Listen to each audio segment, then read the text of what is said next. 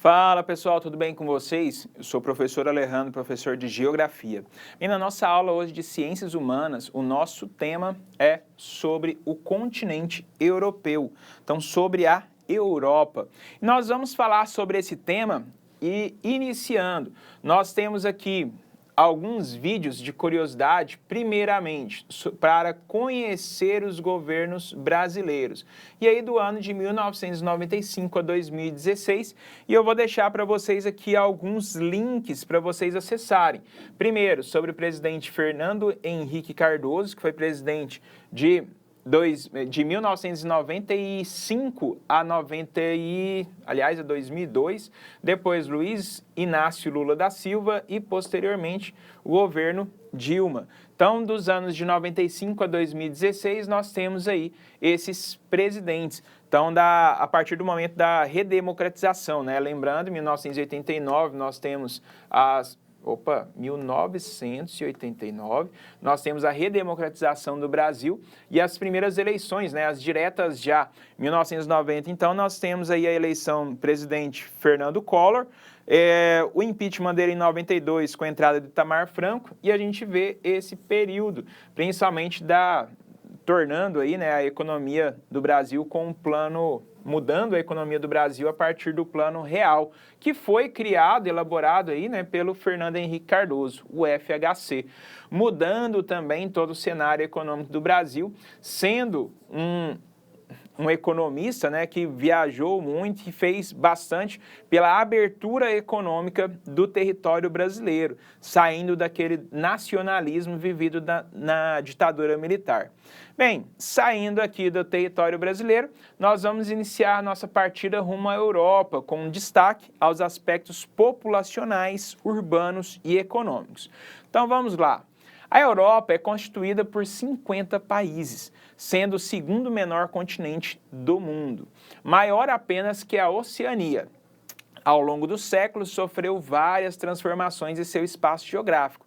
Esse continente abriga vários países bem pequenos, como o Vaticano, que é o menor do mundo, Mônaco, Andorra e Luxemburgo, e países altamente industrializados, como o Reino Unido, a Alemanha e a França.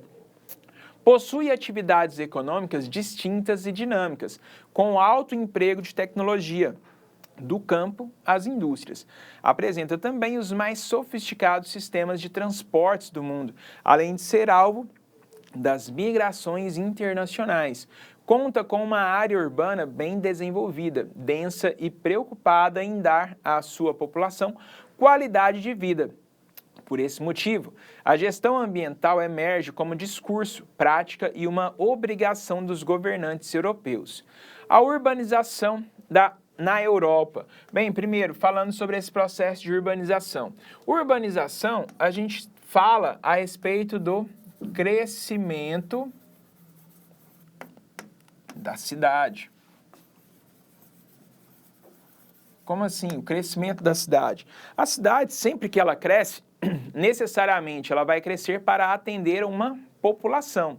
Então, quando tem aumento populacional, a cidade também obrigatoriamente vai crescer, vai passar por mudanças.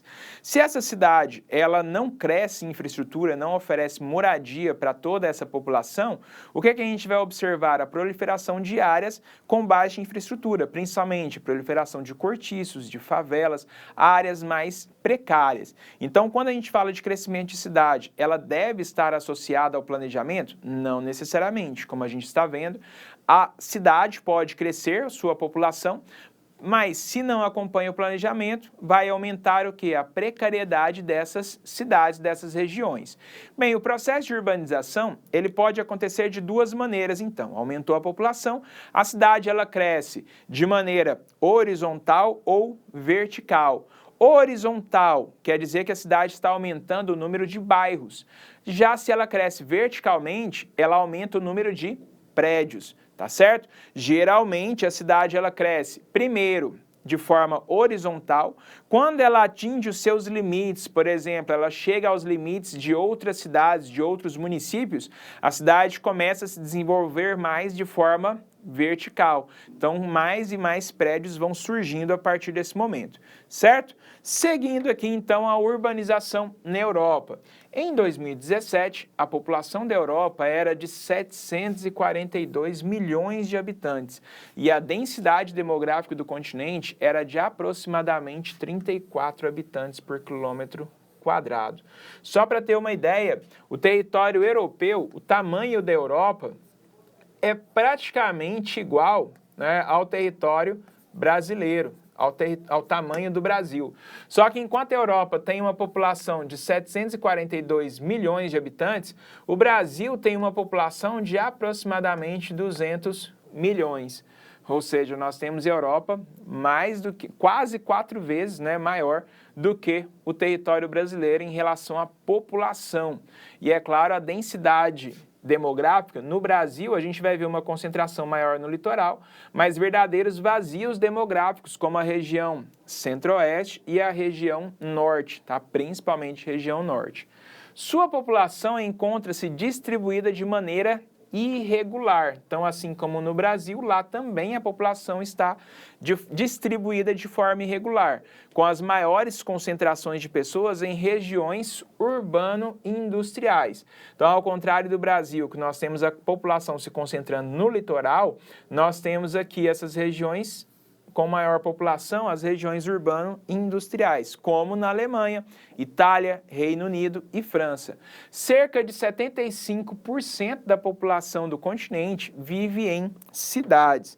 Nesses termos, né, no Brasil é mais urbanizado que na Europa. Nós temos a população urbana superior a 80%. Europa, cidades com mais de 1 milhão de habitantes, isso dado de 2016. Então, as estrelinhas vermelhas, nós temos acima de 10 milhões. Então, as megacidades, né? Nós temos aqui Londres, nós temos aqui Paris, nós temos aqui Moscou. Então, essas são com mais de 10 milhões. Essa bolinha verde, de 50 milhões a quase 1 milhão, né? A quase 10 milhões. 9 milhões, 999.999. Então, aqui nós temos Milão, Düsseldorf, Madrid, são as bolinhas verdes. Aqui também São Petersburgo. Quadradinho amarelo, nós temos aqui Berlim, que tem a população de 30 milhões a quase 5 milhões. Então, Barcelona, Nápoles, Roma, então muitas cidades grandes, né? E aí, acima de 1 milhão, nós temos aí esses pontinhos em mostarda, que também são muitos. Depois dá uma parada nesse mapa, dá uma visualizada nessas cidades então, tá bom? Das 507 cidades do mundo com mais de 1 milhão de habitantes em 2016, apenas 55 situavam-se na Europa. Mas vocês podem observar que são muitas cidades com uma grande população, né? Indústria na Europa. A atividade industrial na Europa está concentrada na Europa Ocidental, com destaques para o Reino Unido, França, Bélgica e Países Baixos. Esses países concentram indústrias de base. Então, a indústria que vai servir de base para outras indústrias, que são indústrias petroquímicas, metalúrgicas e indústrias de bens de consumo. Também estão ali, como as automobilísticas, farmacêuticas, têxteis e alimentos. E tem também indústrias de ponta, com emprego de alta tecnologia, como produção de informática, biotecnologia, telecomunicações e robóticas. Então, na indústria, a gente observa que a industrialização na Europa, ela é bem diversificada. Tendo aí indústrias de base, indústrias de bens de consumo e indústrias de ponta, né, concentradas no seu território. Atividades econômicas europeias. O continente europeu é um dos mais produtivos e dinâmicos do mundo. É altamente industrializado e emprega bastante tecnologia no campo para o desenvolvimento da agricultura e pecuária. Então, o campo bastante tecnológico também, né? Assim como as indústrias, o campo também se desenvolvendo bastante com a aplicação de tecnologias. Aqui a gente observa na Áustria, né, as imagens de vinhedos na Europa. O espaço agrário europeu caracteriza-se por pequenas e médias propriedades, as quais utilizam maquinário agrícola sofisticado, seleção de sementes e sistemas de irrigação, o que garante alta produtividade. Apesar de possuir um clima frio, no norte, a produção agrícola europeia é significativa, destacando-se produtos como beterraba, cereais e madeira. No sul, destaca-se a produção de tomates, azeitonas e frutas, uva, limão, cidra, tangerina e laranja. E na pecuária europeia, também ocorre com equipamentos e técnicas modernas e com rigoroso controle de qualidade. Os países do oeste europeu destacam-se na produção de bovinos, suínos, ovinos e aves. A produção da carne não é suficiente para atender ao mercado interno, sendo necessária a importação de produtos de outros países, como o Brasil e a Argentina.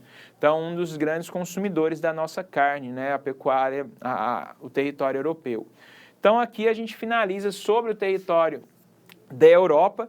Na próxima aula, a gente dá continuidade sobre o continente asiático. Então, tchau para vocês e até a próxima. Valeu!